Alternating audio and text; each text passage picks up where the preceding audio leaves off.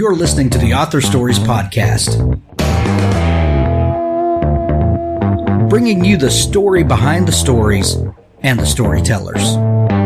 Margaret White, Terry Brooks, Sheena Kamal, Matthew Quick, J.T. Ellison, Walt D. Williams, Brad Thor, Corey, Dr. O, Brandon Sanderson, Robin Mom, Ernest Klein, Jim Butcher, Sherwin Harris. Visit hankgarner.com for archives of all the shows. Today's guest is Abby Waxman.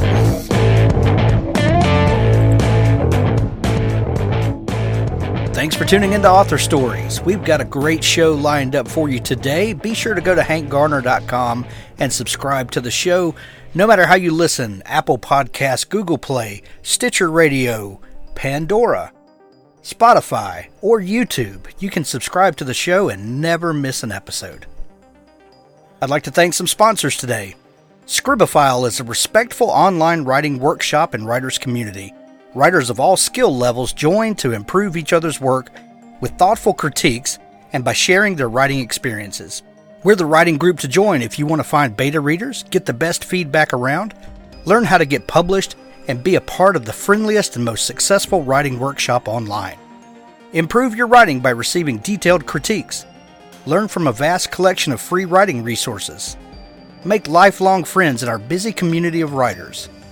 Writing is a solitary art, but that doesn't mean you have to be lonely.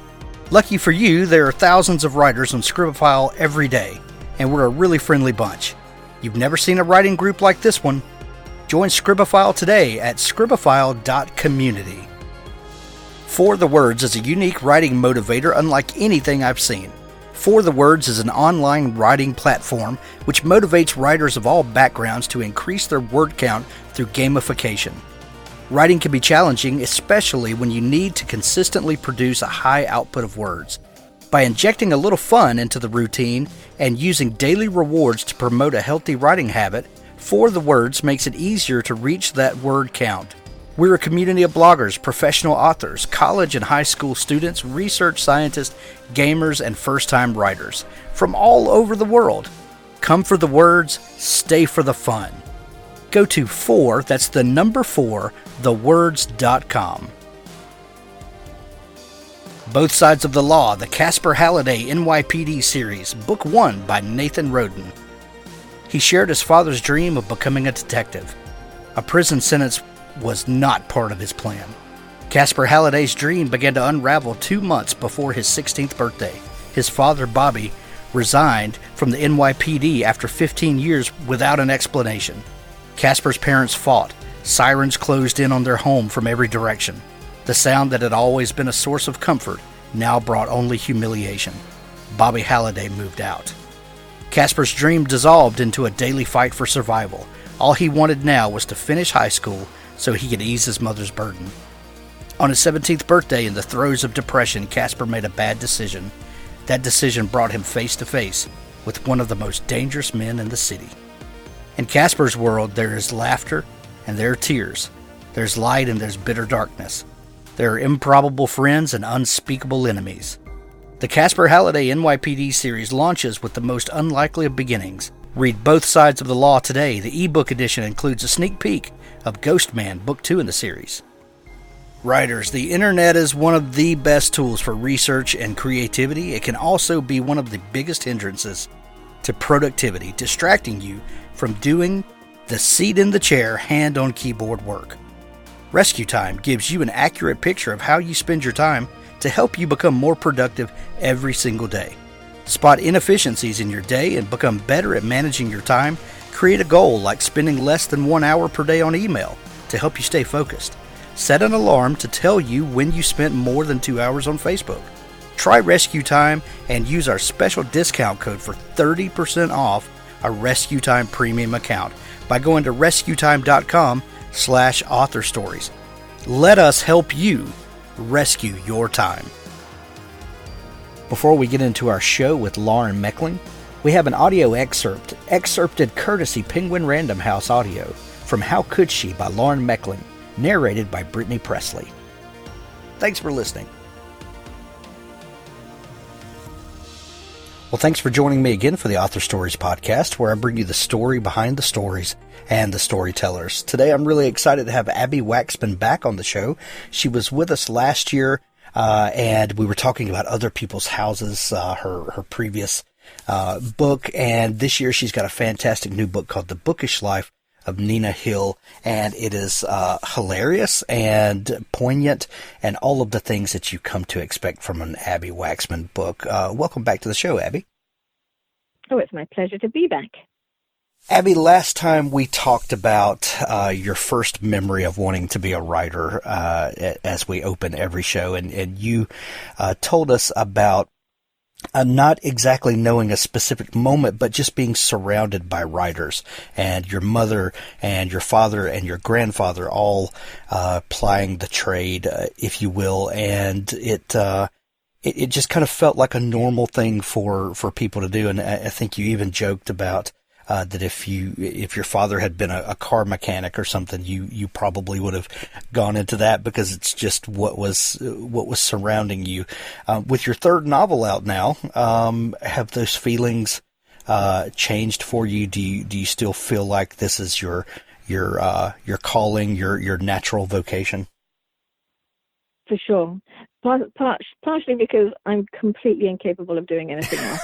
Like, I'm just not. I have a terrible work ethic. I am lazy. I don't like to get dressed. So it's not just that I love to write, which I do. It's that the whole gestalt of being a writer works for me. It enables me to live the rest of my life, in blissful peace. That's so funny. So what's been happening the last year? The last book was hilarious and also made us really take a look at what it means to live in community with one another, and the kind of the big and small of how we interact with people around us. And the new book is kind of takes a different view. But how has the last year been, and how was the last book received? It did okay. I think what was the strangest reaction to it? People were bothered by how much swearing there was in it, which was really surprising to me. So I was like, oh. They were like, yes, I like this book, but there was so much bad language, I couldn't finish it. And I was like, oh, that's unfortunate. Have you lived in the world lately? I know, but I guess some people just don't swear, and it's fine. And the beauty of it was that my mother, bless her cotton socks, had said to me when she read an early draft, there's too much swearing in this book, Abby. You got to take out at least 99% of all these words.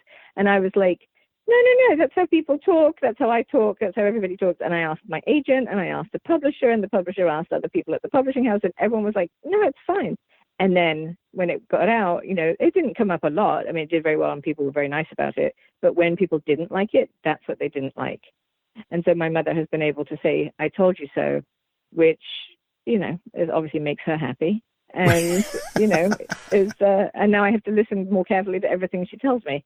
So it's that's good. So funny. It's fine. There's no swearing in Nina Hill. Oh, that's so funny. That really brings up the subject of criticism and critics, and the book can be a fantastic read. It can really explore deep societal issues, and something like that on the surface turns someone off. When you and what's funny, as a writer, those things stick out in our minds, and it may be 3 or 4 reviews out of 100 that mention that, but those are the 3 or 4 that stick, at the top of your mind. How do you, as a writer, learn to deal with criticism and to brush those things off and continue to be you without letting people affect the way that you do what you do?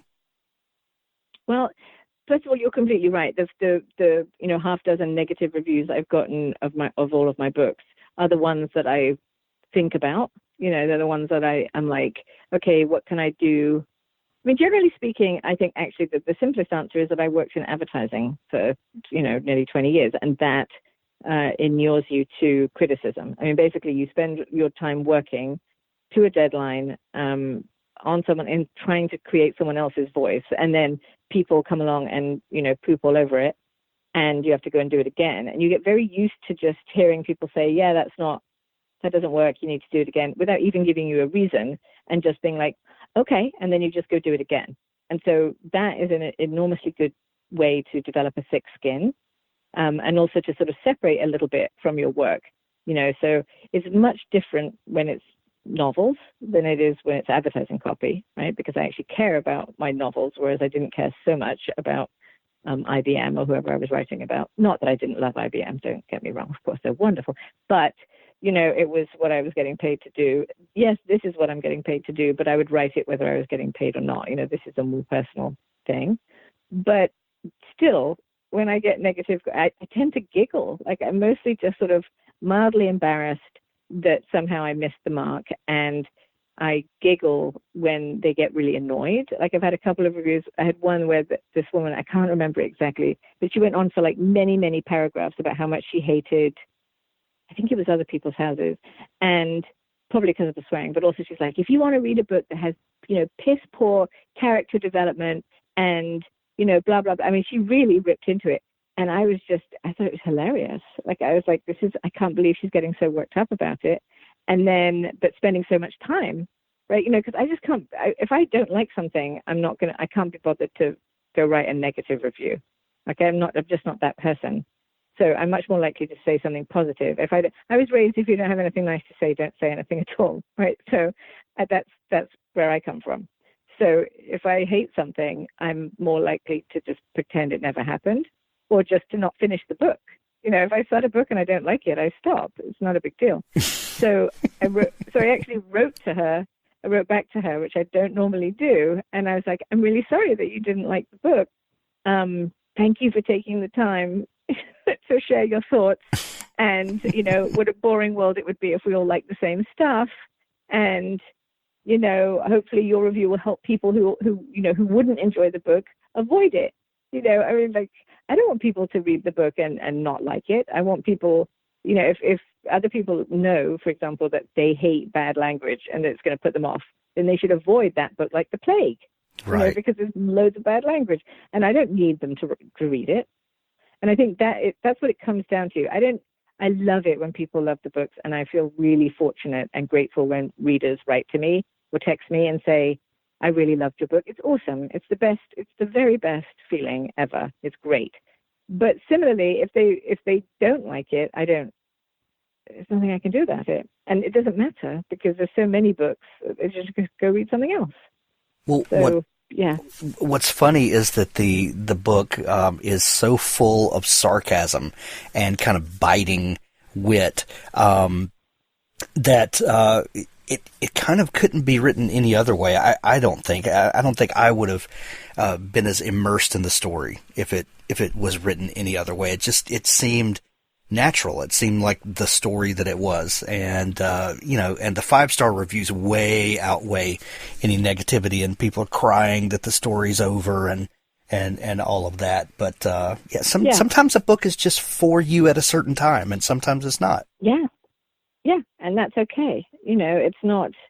It doesn't reflect on the book. It's just the fit between the book and you. So I try not to take it personally. But note that those are the reviews I can quote. Exactly. So I try not to take it personally. Right. And yet, they're seared into my very soul. Yeah. Well, that was a fun side tangent that I didn't necessarily mean to go on, but I think that's for somebody out there that maybe is dealing with criticism, and you help them to navigate those waters. But the new book is so much fun, and it is an interesting look at kind of the opposite side of the coin. It's called The Bookish Life of Nina Hill. Who is Nina Hill, and how did she come into your life? So Nina actually sort of arrived fully formed. I was touring, it sounds like it was a big rock star thing. I went to like half a dozen bookstores to promote the last book. And did you have a smoke machine? I didn't, but God, that we should add that. We should get a smoke machine and like a tiny Stonehenge. So they were all these there were all these girls working at these bookstores, these independent bookstores, and they were all broadly, I mean, obviously very different people, but they had these big, broad similarities, which were they were millennials. They were really into books, like deeply into books, and had read, everything and wanted to talk about it. And they were really into movies, and they were really into TV, and they were really into popular culture, and they were just really smart, interesting young women. And they wore like really cool vintage clothing and excellent shoes. And I was like, I'm going to write about you. I'm going to write about you collectively. And so Nina is sort of an amalgamation of all of those young women and the many millennial young women that I know in my personal life. So the Nina is a self-proclaimed introvert. In this age of social media, it probably is broadcast more often, and maybe that's why it seems to be more prevalent. But I know lots of people that call themselves introverts, and it's the popular thing now to talk about how much you don't like other people or just like to be alone, and there seems to be an inordinate amount of book lovers that are in that camp. Did you learn anything about introverts in writing this book or communicating with these people that inspired Nina for you? I think here's the thing. I feel I have many introverts in my family. I'm actually kind of neutral personally. Like I'm neither introverted nor extroverted. Like I can go out and hang out with other people. But generally speaking, for me, the true definition of an introvert is someone who gains energy from being alone and expends energy when they're with other people, right? So if I'm out socially, that's definitely more tiring, and being at home and reading a book is definitely more energizing to me. So I started sort of from that point, and I have many other introverts in my family. And I also feel quite strongly that introverts, even though it is more talked about now and people are proud to be introverted, which is great. Still, extroverts dominate the conversation because they're the ones who, take the microphone and make the conversation. Right. But I feel very strongly that introverts are not failed extroverts. They are a totally different thing with their own complexities and subtleties of personality. They're just quieter about it. And I also wanted to write a character who was both introverted and confident, because those are the two things that people find difficult to reconcile. That someone who prefers to be alone or who finds being social tiring isn't, when they're sitting at home, being super shy and anxious and nervous. No, they just prefer to be on their own. So Nina is fully confident in herself. She has a love life. She has book clubs. She has trivia. She just doesn't enjoy being extroverted. She prefers to stay home. And so I wanted to write about that kind of person. Well, I think that's a great point when you said that introverts are not necessarily failed extroverts. And I think that's the common reaction from extroverts is that, you're just not a nice person. You just don't like people. And, you're just being, spoiled or whatever. But there are people, grumpy. That's a great word. Yeah, I mean, people are just different. We're just made differently, yeah. and we should, learn to appreciate, all of our friends and family for the way they are. We all add something to the conversation. For sure. And it's just that introverts aren't yelling about it just because that's because they're introverts, right? I saw a great T-shirt that said, "Introverts unite separately and in our own homes." So I think that is part of the problem, is that, introverts are not great organizers or joiners, particularly because it's just not what, floats their boat. Whereas extroverts are out there going, let's get together and, do something. Right. And we need both, right? If everyone was out yelling all the time, no one would be able to hear anyone. So exactly. We need both. Nina is kind of a celebration of bookish life. I remember one of my greatest dreams would be to own an independent bookstore where we would have old used books and new books, and my greatest dream would be, turning people on to new books or things that they had not discovered. And I never got that dream, but I do a podcast where, we talk to, hundreds of thousands of people every week, and we tell them about new authors and new books. And it's kind of a fulfillment of that same dream, but just in a very different way. But, this kind of guilty pleasures for writers are books about writers or books about bookstores and things like that. There's something just kind of giddy about writing about the things that got us wanting to be writers in the first place. Was writing this story kind of one of those fun explorations of the thing that you had dedicated your life to? Yes, and also and at the same time the same nerve-wracking, process of creating a book where you're not sure that you're managing to do it very well. It was definitely. It's been described as a love letter to bookworms, and it is, because the great thing about being a writer, it turns out, is readers, right? It's really wonderful to hear from readers, and most people are extremely nice and enthusiastic and supportive of writers, for which I'm enormously grateful. And I wanted to sort of give back a little bit without sounding ridiculous. And just sort of celebrate all of the characteristics that make us the bookish among us the way we are. I actually feel like it's more the generation of millennials is much more open about their love for books than I was as a kid. Like, it was not cool when I was 14 or 15 to talk about books particularly, but the millennials grew up with Harry Potter, which I think is the big difference. So Harry Potter came along and they all got very, very, very excited, and it was very, very public. And it was suddenly cool to talk about how much you loved these books. And they would line up when a new book came out, and they went to the movies, and it was like a whole identifying experience that was pivotal in their childhoods. And so I think as they've grown up, they've retained that lack of embarrassment when it comes to talking about how much they love books or writers. Like, they're totally ready to talk about, I love YA, or I love romance, or I love mysteries, or I love contemporary fiction. They're just less snobby about books. Books are still cool to them. And, I just think that's great. I just think that generation, I just like them. I like millennials a lot. I think they get a bad rap. Well, speaking of millennials, and I have a house full of millennial kids, or just under millennial, whatever that other distinction is. Gen Z, next one, yeah. Gen Z, yeah. So, but there's a lot of overlap between them. How did you kind of connect with this generation?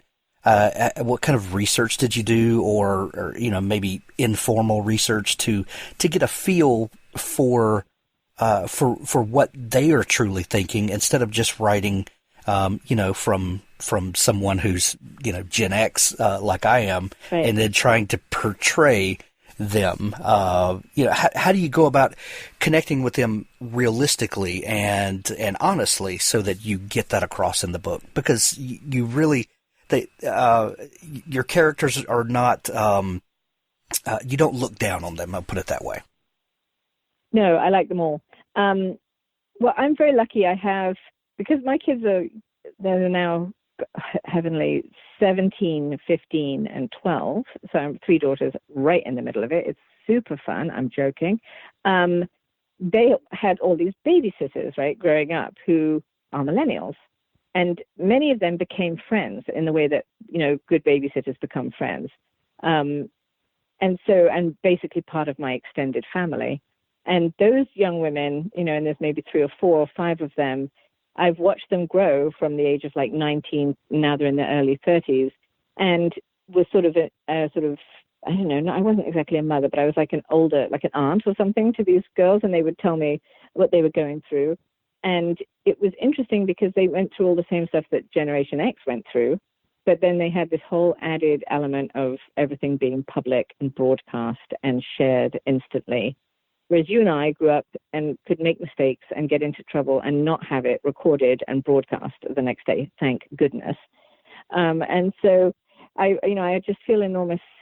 So first of all, it was based on those few people that I knew really well and inspired by them. And then also just informed by this enormous sympathy that I have for that generation. I think they really kind of got the shaft.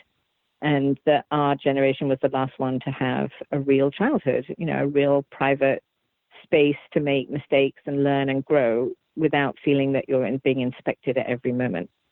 So hopefully the sympathy for them comes through. Yeah.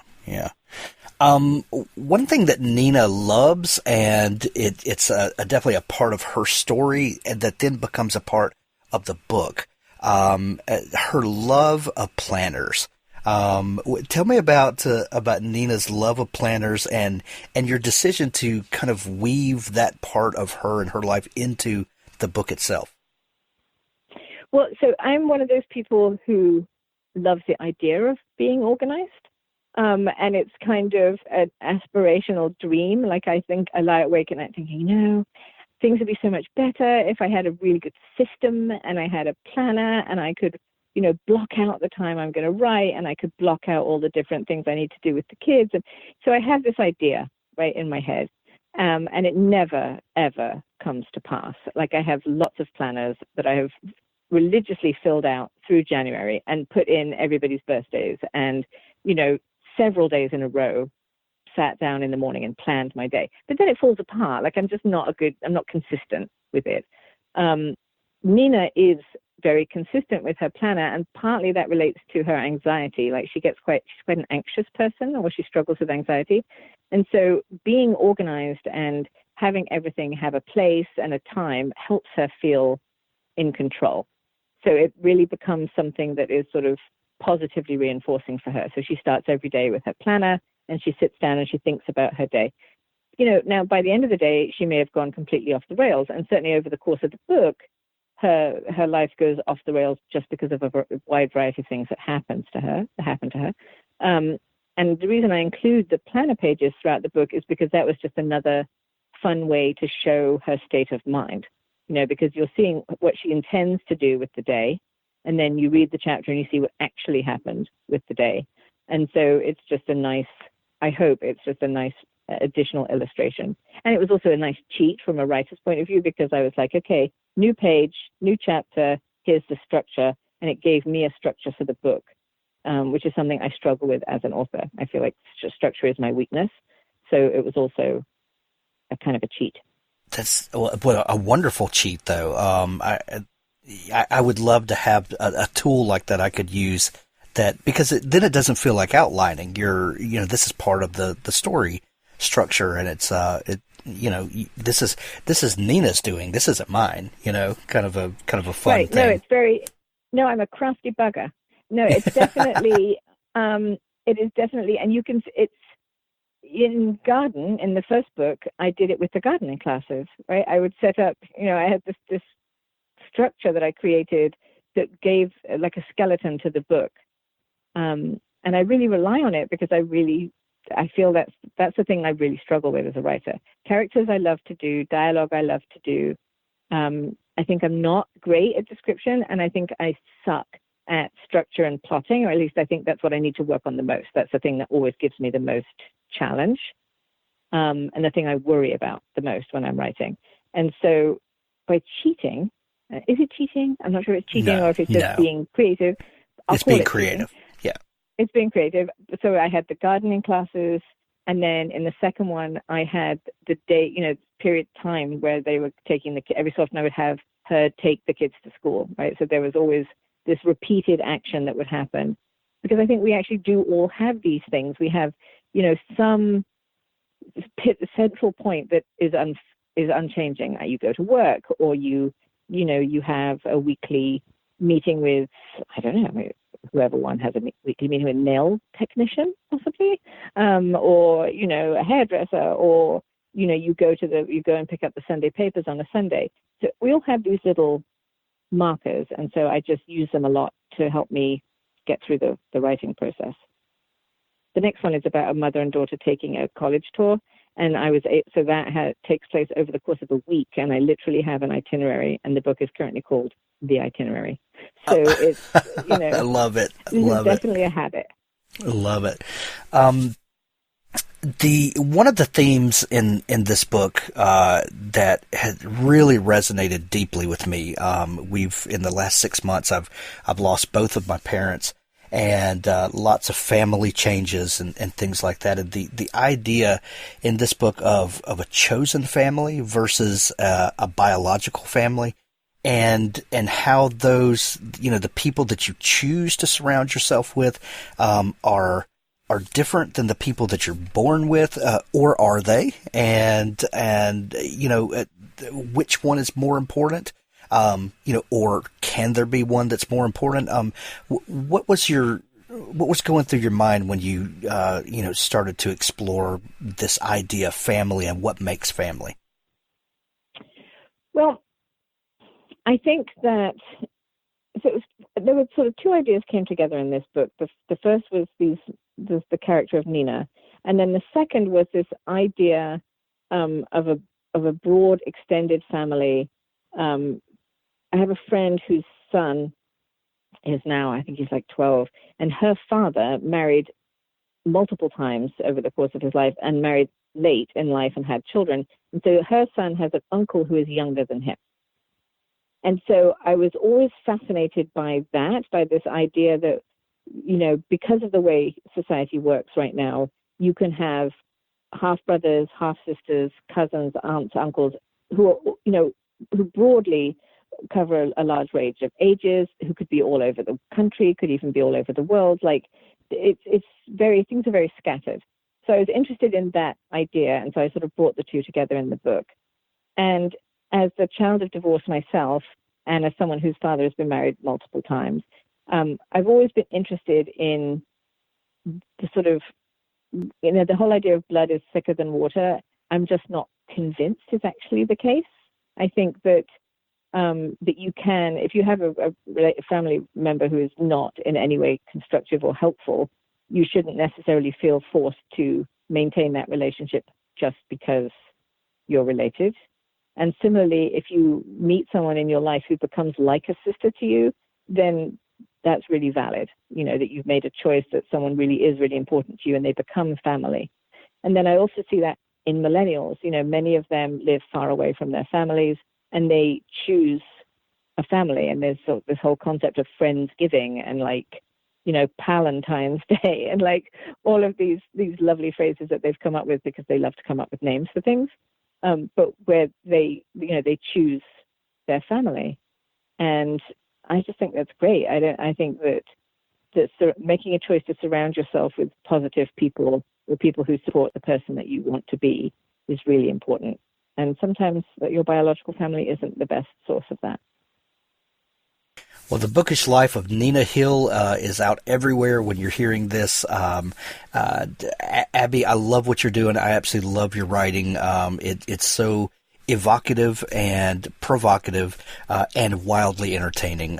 If people are just learning about you and want to plug in with all that you do and dig into your back catalog and follow news and all that good stuff, is there a place where they can connect with you online?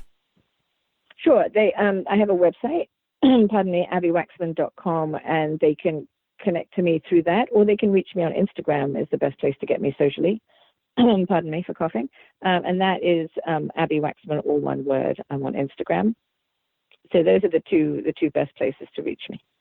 Fantastic. We will put links to the new book, The Bookish Life of Nina Hill, in the show notes, along with your social media and your website. Abby, thank you so much for taking time to come back on the show with me today. Oh, it's been a real pleasure. I hope to see you again next year.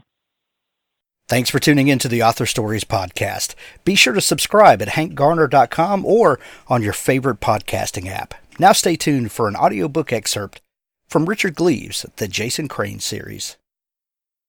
I was walking through the woods between Wolfert's Roost and the future site of my father's Stone Manor house. The house would eventually stand on what had been old Baltus's pumpkin field, the land where I had found my grandfather's head. Father had chosen the spot for its view of the Hudson River. Knoll was to be a grand mansion in the Gothic revival style, but at the time the mansion was but a few foundations of Van Brunt stone. I had become fond of the place already, the idea of it, and I spent many a night alone in a shack on the property. My mother disapproved.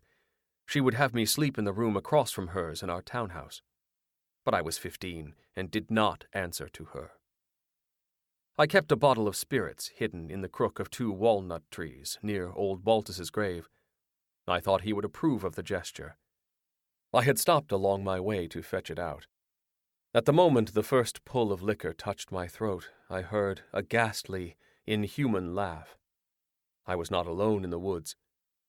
Had God sent the horseman after me? Had I sinned that terribly? I ran through the wood and found the field where Knoll was to be built. The outline of the foundations was barely discernible beneath the snow. An apparition stood there. Though I have seen him many times since, I shall never forget my first glimpse. Gaunt in moonlight, headless, exuding power and malice. A magic thing in the land of the ordinary. The headless horseman of Sleepy Hollow. What chills those words evoke! It charged at me, hatchet raised. I stood transfixed, unable to move, unable to even imagine escape. This was the servant of God, after all, sent to strike down sinners. I hurled the bottle from my hand, ashamed that I had become a drunkard as Baltus had been. It shattered against the foundations of Knoll. I stretched out my arms and awaited judgment. A piercing white light broke the darkness. The horse reared. "Not my Dylan!" cried Agatha, appearing from the wood. She held a skull in her hand. It shone brightly as a diamond, and in that moment I understood. The horseman did not serve God, he served my grandmother. Perhaps in that moment I came to see Agatha and God as one and the same. The unholy spirit fought her command. A foreleg of the demon horse struck my head with such power that I fell backwards with a cry and knew no more. I carry the scar to this day. A slight indentation in my temple, barely noticeable. In my days of courting I was told that when I am angry the patch of insulted skull bone will stand out in a disturbing manner. I have never had occasion to see this phenomenon, however, as I am generally well pleased whenever I pass a mirror.